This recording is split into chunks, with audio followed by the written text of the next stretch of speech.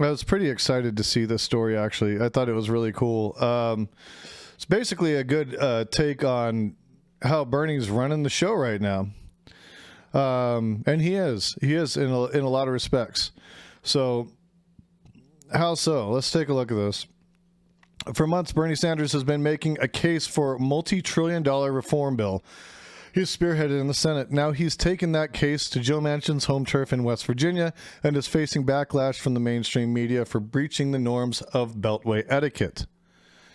Last Friday, Bernie Sanders published an op-ed in the West Virginia-based Charleston Gazette-Mail, laying out the argument for the $3.5 trillion reconciliation package currently before the Senate. With his trademark message, discipline, Sanders made a direct, accessible, and moral case for the key items in the bill, going on to note the strong opposition from corporate interests and cataclysmic wealth disparities that form the appalling backdrop of the current wranglings in Congress. From start to finish, every word of the intervention was true. From Sanders' claim that a majority of Americans stand to benefit from the bill's passage and support its most significant provisions, to his observation that the greatest source of opposition comes not only from the Republican Party, but also drug companies, the insurance companies, the fossil fuel industries, and the billionaire class, who want to maintain the status quo in which the very rich get richer while ordinary Americans continue to struggle to make ends meet. Given his choice of newspaper, Sanders' ultimate objective was quite clear. Though for what it's worth, West Virginia's coal baron, Senator Joe Manchin, who alongside Arizona's Kyrsten Sinema, our own Kyrsten Sinema, fuck Arizona, get me the fuck out of this hellhole, is currently the biggest obstacle to the reconciliation package, received only a single passing mention in the second to last paragraph. Needless to say, the response to Sanders' op-eds, both from parts of the media and from Manchin himself, was entirely predictable. Leading the charge was prominent Iraq war booster and resistance member Bill Kristol, who smugly questioned the strategic wisdom of publishing the piece.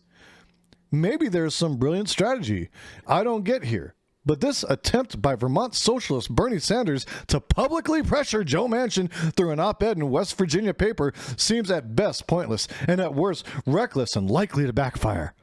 Not seeing it. Not seeing it. Not seeing the Nazis either. Thanks for that. Good call.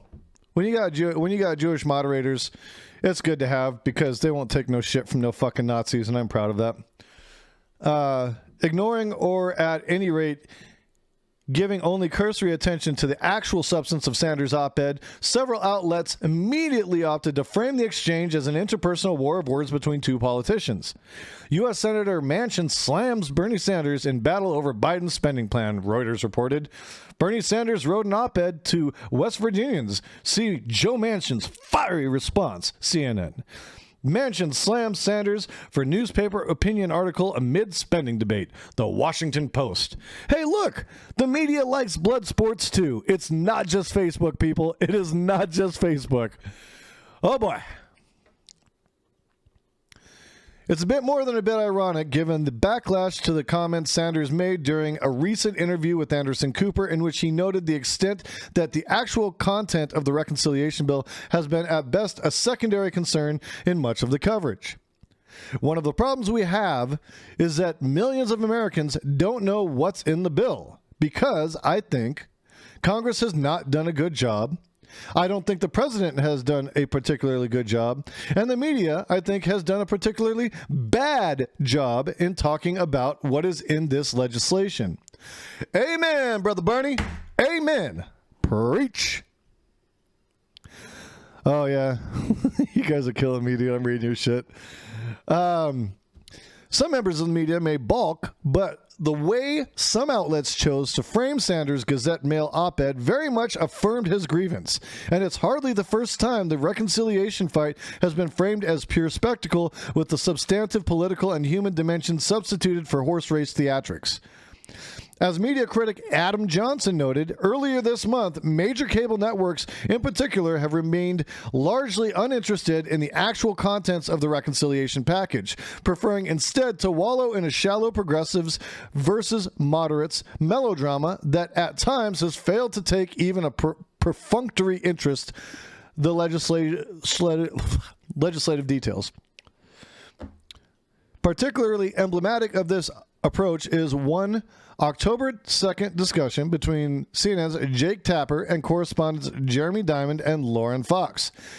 As Johnson noted of the roughly 6-minute segment, other than a single vague reference to social safety net spending, none of them actually mention anything that is in the bill. They discuss the matter for 6 whole minutes without mentioning Pell Grants, housing vouchers, community college tuition, dental and hearing coverage for seniors, expanded Medicare coverage, repairing run-down schools, school lunch for poor children, or universal pre-K.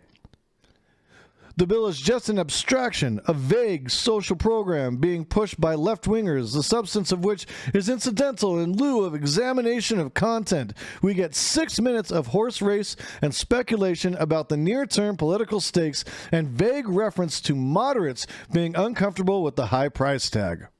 In correctly calling out the media for its shallow coverage and then publishing an op-ed in West Virginia paper, Sanders has once again violated the cherished norms of Beltway political etiquette. But the Vermont senator is, as usual, giving a masterclass in how politics can and should be practiced if the actual goal is to pass real legislation which even begins to meet the urgency of the moment and benefits ordinary people. In bypassing the theatrics of D.C. elite brokerage and making good faith policy arguments addressed directly to the electorate, he's also pursuing a coherent and straightforward strategy, an approach apparently outside the comprehension of many of his critics. In properly functioning democracy, staking out clear positions and trying to rally popular support behind them wouldn't be considered a fringe political style or an act beyond the bounds of political decency. Then again, in a properly functioning democracy, a coal baron senator wouldn't be able to hold the future of the planet hostage at the behest of corporate donors and oligarchs. Great article. Great fucking article. That was by Luke Savage. They're doing a great job over at Jacobin.